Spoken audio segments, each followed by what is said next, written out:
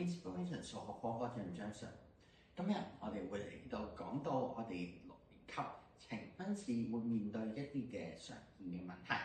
第一個就係小數除小數嘅問題。好，我哋睇睇個例題先。甜品店買咗36公斤嘅朱古力，做一個布丁要用0.24公斤，最多我哋可以做幾多個呢？好啦，我哋見到最多呢個關鍵字，代表我哋用除數嘅方法嚟處理呢條問題。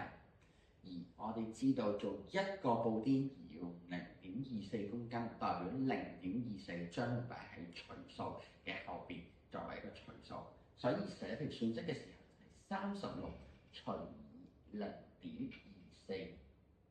好，我哋接下嚟我哋會講點樣去計一條數，跟住落嚟就會講下點樣計36除0.24嘅數。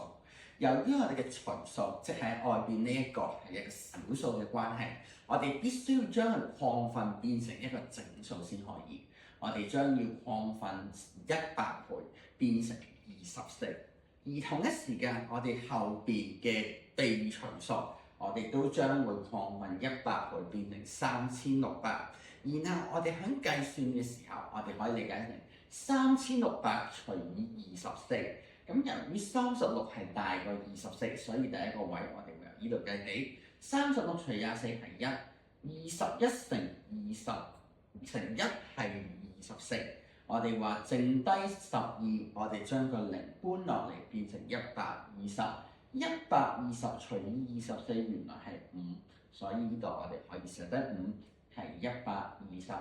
剩低係0，由於0除任何數字都係0嘅關係，所以我哋呢度必須要寫翻個0，我哋就會完成，所以得出答案係150。好，接下嚟我哋嚟緊會再同大家講其他小6常見嘅數學問題。多謝。